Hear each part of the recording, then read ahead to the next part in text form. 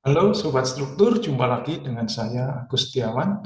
Kali ini kita masih melanjutkan bahasan kita tentang desain balok struktur rangka pemikul momen khusus. Mungkin mohon maaf sebelumnya jika saya cukup lama jeda mengupload konten karena berbagai kesibukan. Mudah-mudahan tetap membantu Sobat Struktur untuk terus mendalami ilmu tentang desain balok, khususnya balok beton bertulang. Baik, mungkin kita langsung saja. Jadi topik kita tadi sudah saya sampaikan.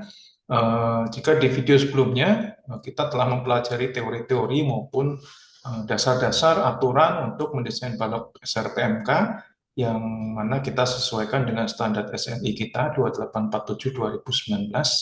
Maka dalam video kali ini kita akan saya akan memberikan contoh bagaimana mengimplementasikan aturan ataupun standar-standar yang ada di SNI itu ke dalam satu bentuk contoh soal nyata, gitu ya, Sobat Struktur. Mudah-mudahan membantu Sobat Struktur dalam belajar, mudah-mudahan. Baik, kita akan mulai dengan satu contoh case. Jadi ada suatu struktur rangka, kita akan desain struktur ini sebagai struktur rangka pemikul momen khusus, di mana kalau kita lihat di gambar ini ada portal 6 lantai dengan tinggi masing-masing lantainya adalah 3,5 meter. Begitu. Nah, kita hanya diminta untuk mendesain balok AP, jadi ada balok di bagian ini, lantai 3 ini yang harus kita desain, begitu ya.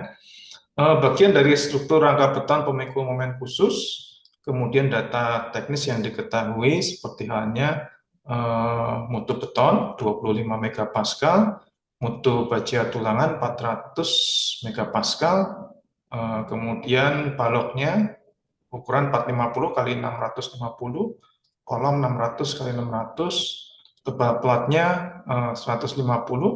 Kemudian pada balok AP ini bekerja juga beban merata begitu ya Sobat Struktur. Jadi akan ada beban merata di sini yang terdiri dari beban mati sebesar 20 kN per meter dan beban hidup 15 kN per meter. Nah, dalam hal ini kita sudah melakukan serangkaian proses analisis struktur terhadap keseluruhan sistem, dan pada balok AP ini ternyata kita dapatkan momen-momen seperti ini ya Sobat Struktur ya.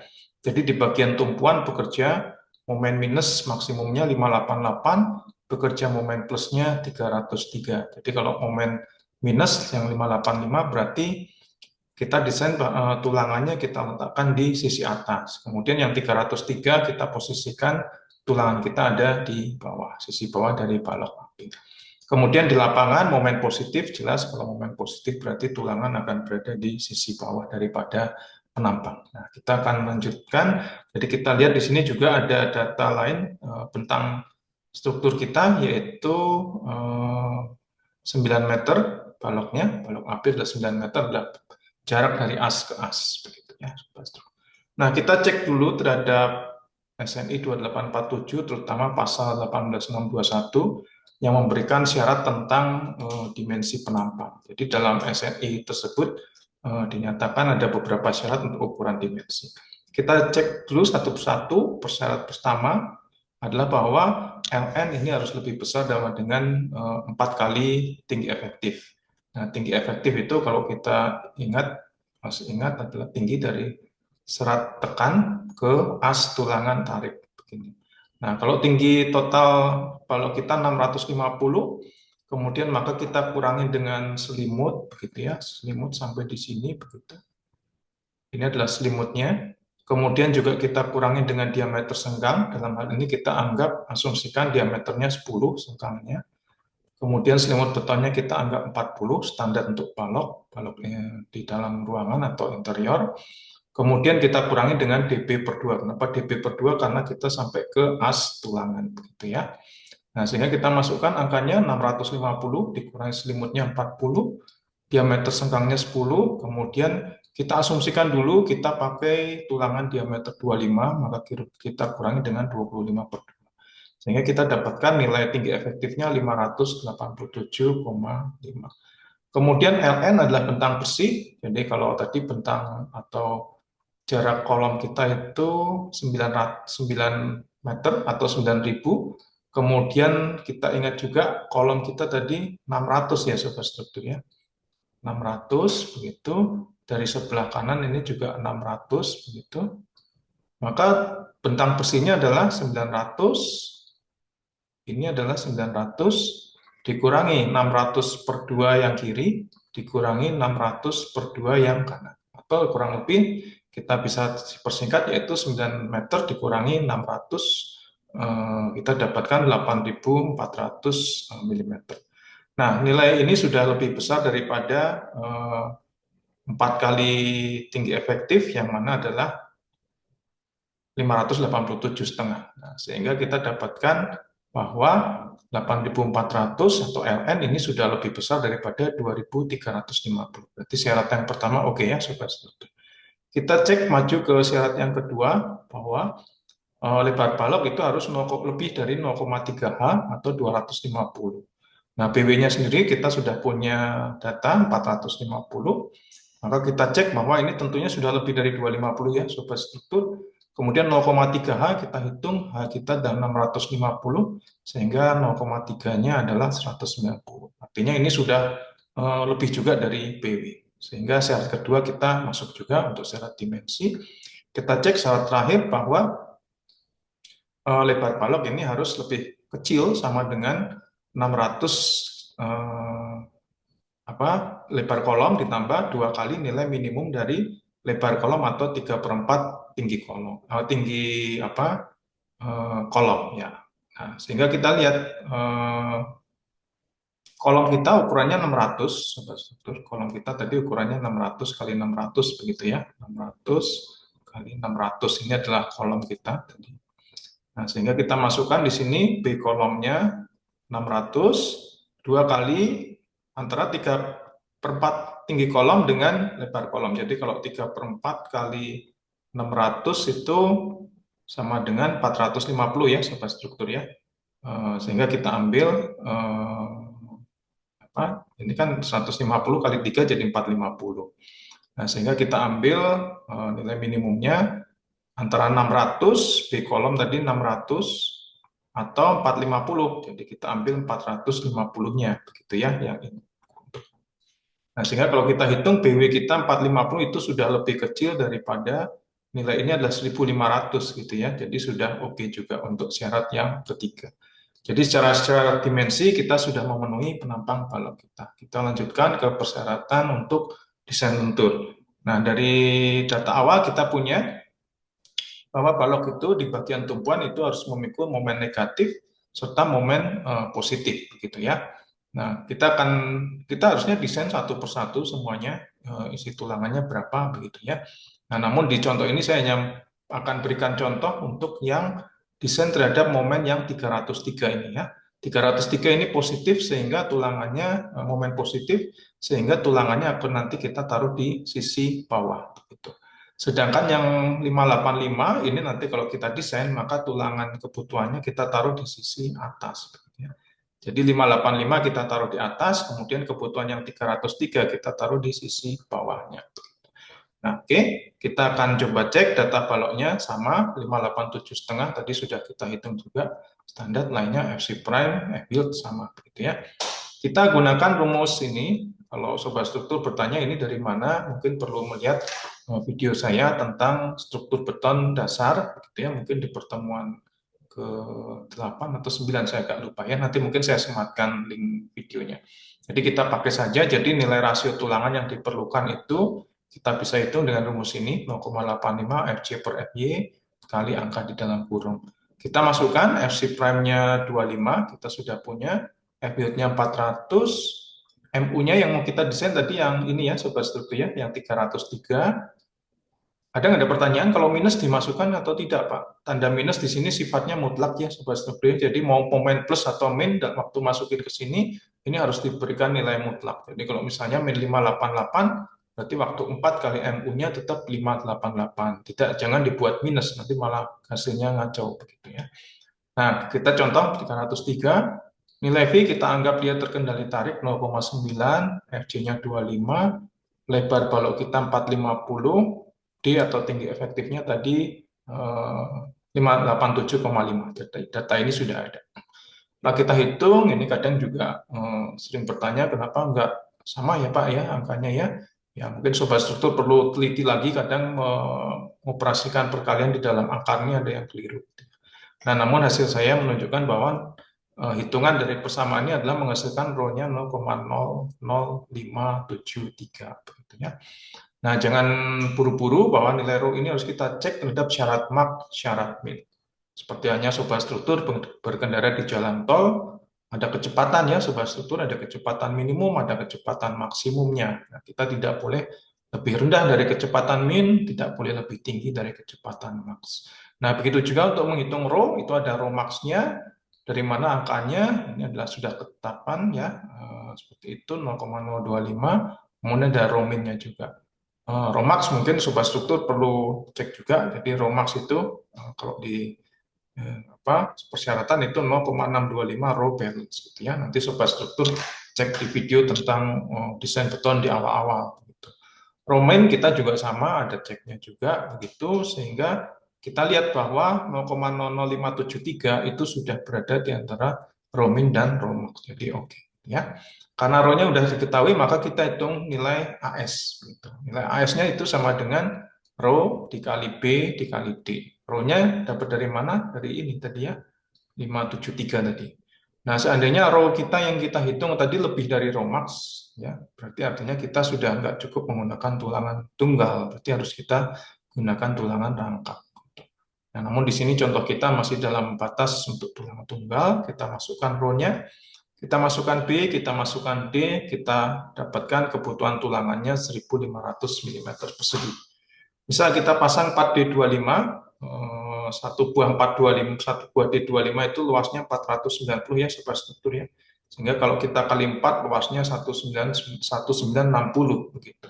Nah, ini sudah lebih besar daripada kebutuhan.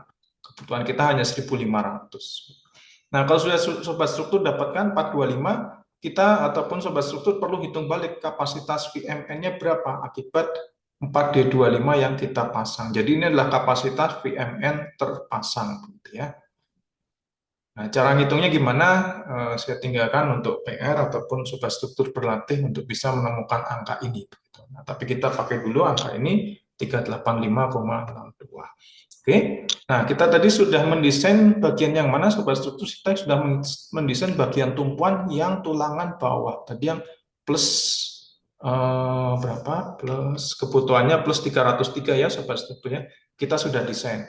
Nah, dari 303 itu yang dibutuhkan, yang terpasang adalah 385, sudah oke.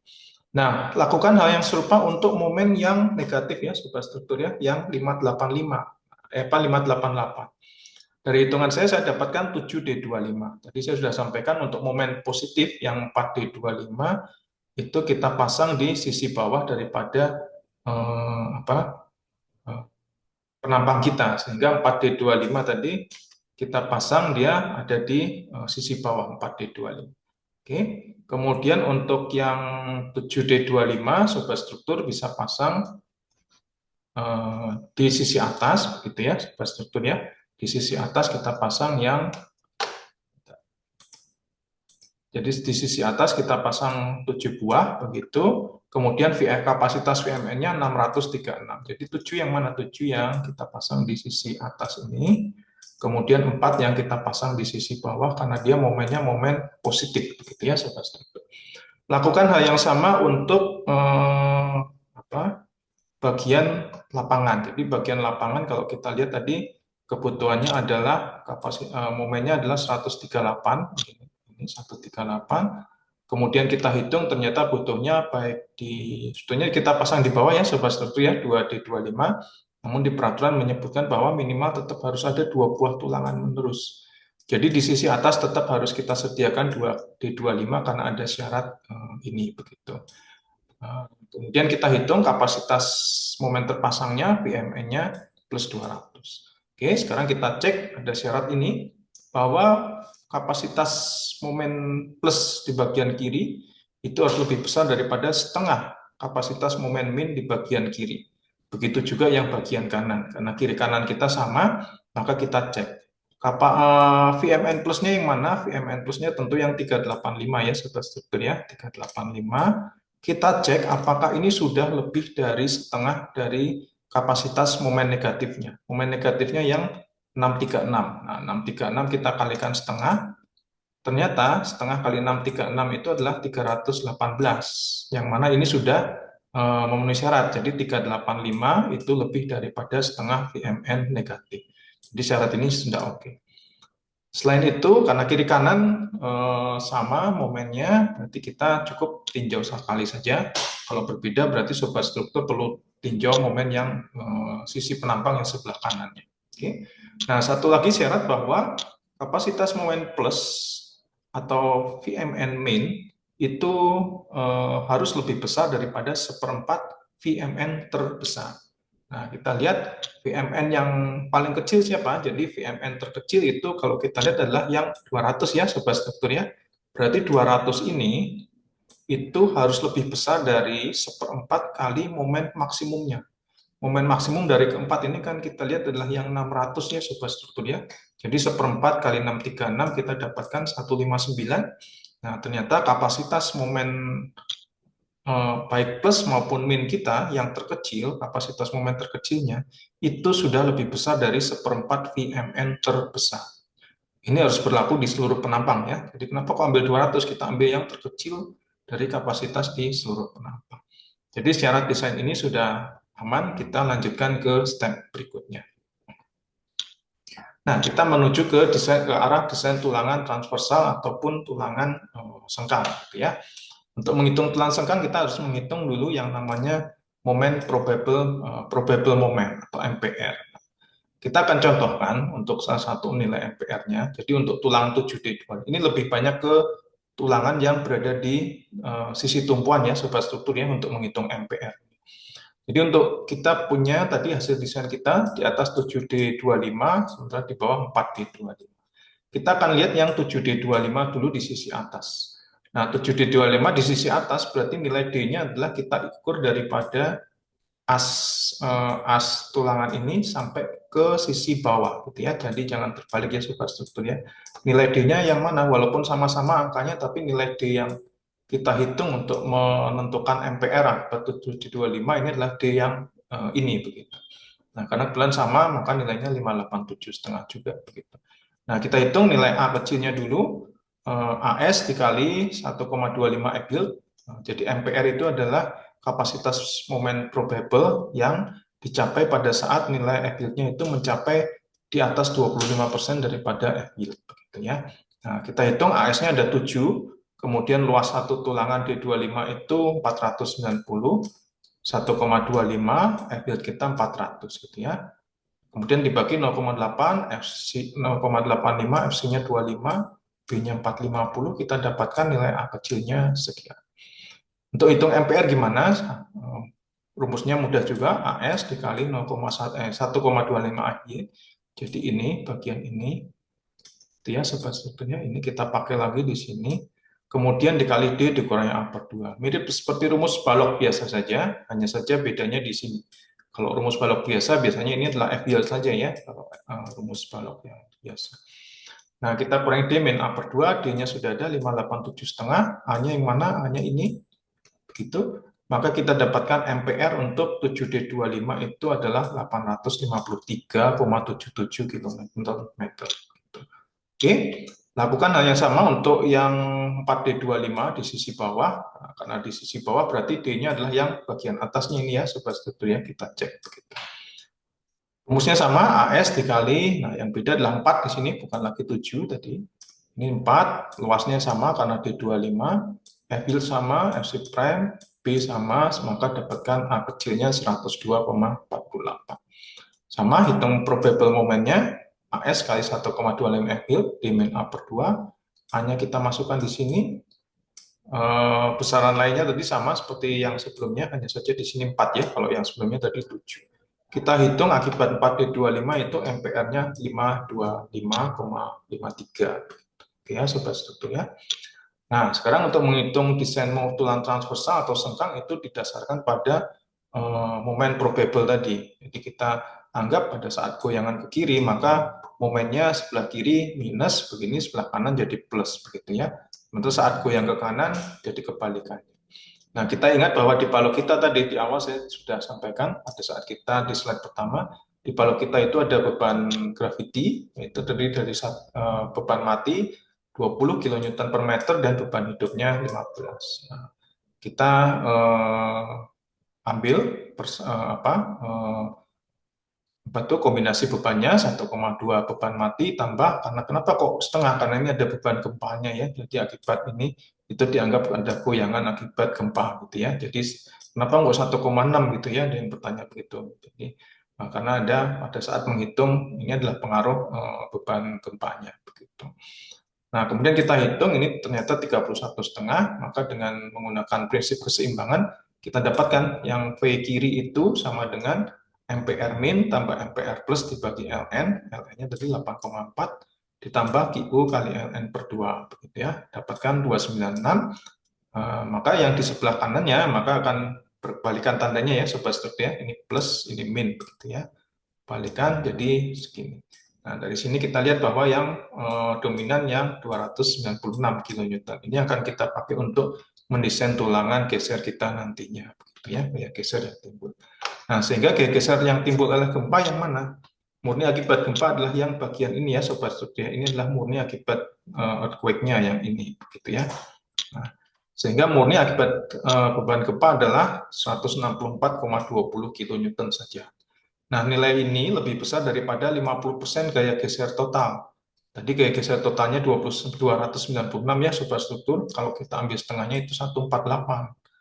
Jadi 50% gaya geser total itu 148, sementara akibat gempanya sendiri itu di atasnya atau lebih besar ya. Sehingga kalau di peraturan bilang nilai VC-nya kita harus setting sama dengan 0 gitu, oke.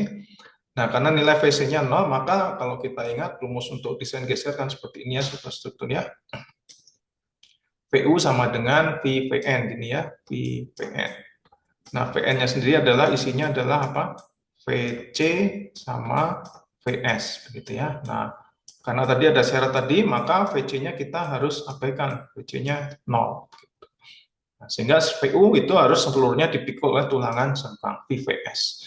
Atau karena VU sama dengan VVS, begitu, maka kita bisa hitung si VS-nya, yaitu VS sama dengan VU per V, V-nya kita ambil 0,75, VU-nya dari mana tadi, nilai max yang ini ya, Sobat Struktur ya, yang ini adalah VU-nya, itu 296, maka kita dapatkan ini adalah gaya geser yang harus dibantu dipikul oleh tulangan sengkang kita, gitu ya.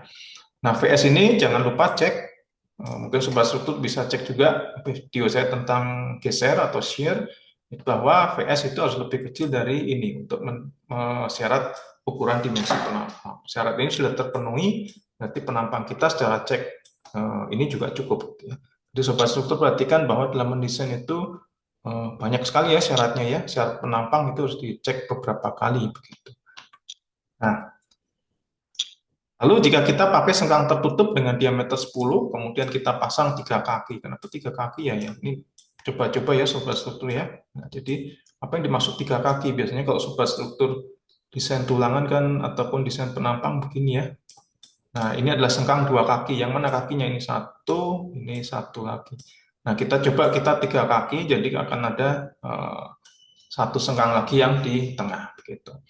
Nah, sehingga 3 kaki, maka luas kita itu menjadi 3 kali 78,5. 78,5 itu yang mana? Itu adalah luasnya, luas 1 diameter 10, gitu ya. Jadi, diameter 10 itu luasnya 78,5. Ada 3 kaki, kita kalikan 3, F yield, nilai D, kemudian kita bagi dengan VS dari slide sebelumnya. Ya, ini ya, Sobat Struktur ya, kita bagi dengan 395.000. Gitu.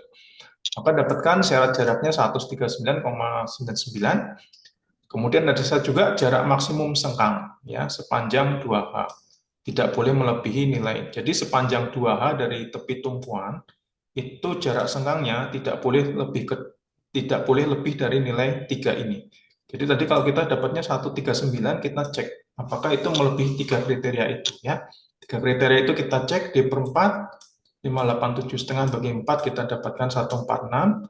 6 kali diameter tulang memanjang, diameter tulang memanjang kita tadi 25, 6 kali 25 kita dapat 150, dan syarat ketiga tidak boleh lebih dari 150. Jadi dari tiga ini ternyata yang menentukan ini ya superstruktur.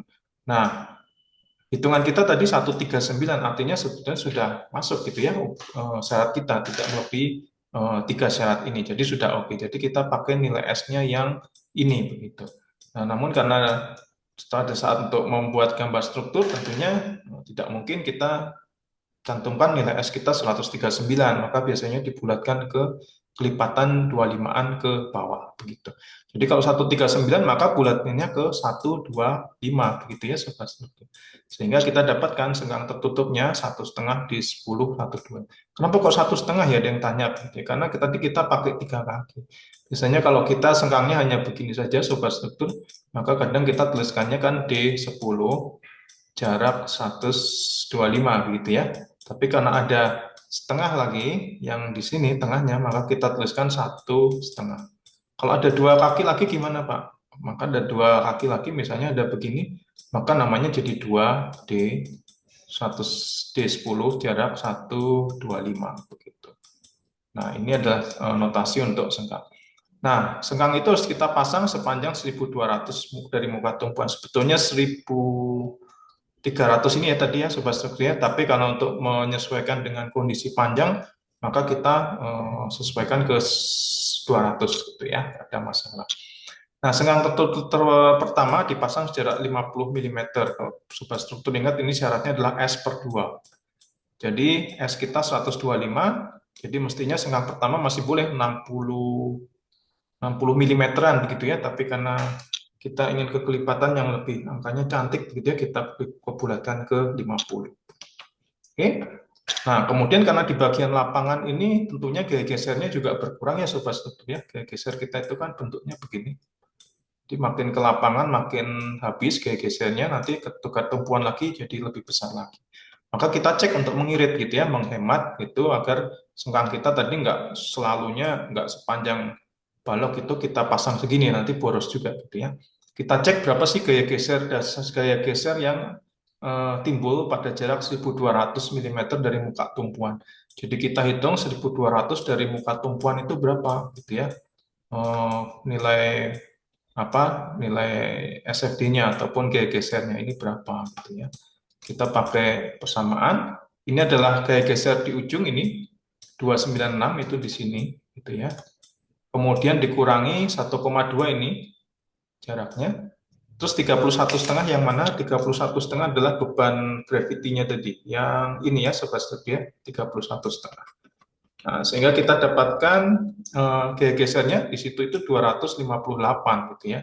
Di jarak ini itu adalah 258.000. Lalu sama kita hitung VC seperti desain geser biasa pakai rumus yang simpel ini. Kita dapatkan 224, maka kita hitung VS-nya pakai rumus ini gitu ya. VU per V dikurangi VC. VC-nya kita masukin sini. VU-nya yang mana? VU-nya yang ini. 0,75 sudah tetapan untuk V geser ya. Dapatkan VS-nya sekian, lebih kecil dari VC1 0,33, berarti kita menentukan kenapa kok kita cek ini karena untuk menentukan tiga syarat ini gitu ya. Jadi kita lihat terhadap ini seperti apa. Kalau ternyata nilai VS itu lebih besar, ini saya sebutnya VC1 gitu ya. Kalau waktu di video tentang geser, begitu kita sebut VC1. Kalau nilai VS-nya lebih dari VC1 gimana Pak? Nah, maka S2-nya jadi D per 4, kemudian S3-nya tetap ya, S3-nya sama, kemudian bagian S4-nya jadi 300. Jadi kalau nilai VS-nya lebih besar dari VC1, syaratnya lebih ketat ya, sobat struktur. Nah, karena VS kita lebih kecil dari VC1, maka kita bisa hitung nih. Nah, S1 yang akibat kebutuhan berdasarkan nilai VS, kita hitung AV, FY kali D. AV kenapa 157? Karena kita mau coba kurangi. Jadi kalau di sisi tumpuan tadi kita pakai 1,5, kita coba pakai 2 kaki saja ya di bagian tengah karena nilai gaya gesernya sudah berkurang jauh. Kita pakai 2 kaki 157, ini adalah 2 kali. Jadi kalau yang tadi 3 kaki, yang ini ya sobat struktur ya. Ini 3 kaki nih ya, yang ini. 3 kali 78,5, sehingga kalau pakai 2 kaki itu 2 kali 78,5, 157. FI-nya 400, D masih sama, VS-nya kita tadi yang dapat dari ini, kita masukkan VS-nya. Sehingga dapat syarat 1 306, syarat D per 2 293, syarat AV min kita dapatkan 398, syarat keempatnya 600. Maka dari keempat ini kita pilih yang terkecil, yang mana? Yang ini gitu ya, sahabat ya. Nah, sekali lagi karena angkanya nggak bagus, kita bulatin ke kelipatan, boleh 25-an, 50-an boleh. Jadi kalau terendah kita bulatkan ke bawah, maka saya pilih ke 250 begitu ya. Agar tadi seperti dua kali, tadi di tumpuan 125, di lapangannya umumnya dua kalinya 250. Sehingga dipasang di 10 jarak 250. Oke. Sehingga sampai ke pada tahap detailing gambarnya, kita punya tadi balok kita tumpuan kiri atas 725, kanan atas 725, kiri bawah 4D25, kiri bawah 4D25 ya, sama ya. Kemudian di bagian atas, bagian tengah tadi 2D25, 2D25. Yang mana ini adalah bagian ini ya, sobat struktur. Jadi ini sangat penting bagaimana mengimplementasikan ataupun mentransfer hasil hitungan kita ke bentuk gambar. Karena sekali lagi yang dipakai di lapangan itu bukan hitung-hitungan kita tadi ya. Jadi mungkin tukang ataupun mandor nggak paham hitung-hitungan kita, perkalian kita, kali bagi tambah kurangnya nggak tahu gitu ya. Tapi yang jadi pegangan adalah gambar. Jadi kalau kita ada kesalahan atau kekeliruan mentransfer dari hasil hitungan ke gambar, tentunya di lapangan akan jadi hal yang sangat fatal begitu ya, Sobat Struktur. Kemudian bagian sengkang, kita lihat bagian tumpuan di sini gitu ya, sejarak 1200 kita pasang 1,5 D10 jarak 125, di sisi kanan pun juga sama sejarak 1200, kemudian di bagian tengah kita pasang D10 jarak 250. Total bentang besinya 8.400, as ke as 9.000. Ada notes juga, sengkang pertama kita pasang 5 cm atau 50 mm dari muka tumpuan. Sehingga kalau sobat struktur bikin potongan A di sini kira-kira bentuknya seperti ini, begitu ya. Nah, ini kita harus cek apakah 7D25 itu bisa dipasang satu lapis, gitu ya. Tapi hasil cek saya kayaknya sekilas nampaknya butuh dua lapis, sehingga saya pasang di sini kita pasang dua lapis. Ada efek nggak sebetulnya dengan perhitungan? Sebetulnya kalau secara detail ada ya, sobat struktur ya. Jadi posisi D kita tadi kan diambil terhadap ini gitu. D kita tadi terhadap ini, tapi waktu ada dua lapis maka D kita berkurang sebetulnya. D-nya akan berkurang. Ya, tapi mungkin nggak terlalu di sini saya nggak tinjau gitu ya. Silakan sobat struktur cek gitu ya. Rasanya nggak terlalu signifikan gitu ya, karena tadi kita sudah up tulangannya lumayan gitu ya. Jadi mudah-mudahan nggak berbeda jauh. Tapi silakan sobat struktur cek kalau misalnya ada perubahan nilai D, apakah mempengaruhi atau tidak. Gitu ya. Nah, itu mungkin sobat struktur bahasan kita. Saya sudah memberikan contoh bagaimana mendesain tulangan memanjang atau tulangan longitudinal dan juga tulangan sengkang, tulangan geser, tulangan transversal dari suatu balok yang merupakan bagian dari struktur rangka pemikul momen khusus. Semoga bermanfaat untuk sobat struktur semuanya. Sampai jumpa dalam video berikutnya. Mungkin saya akan bahas tentang kolom dari struktur SRPMK. Sampai jumpa, semoga bermanfaat. Salam struktur.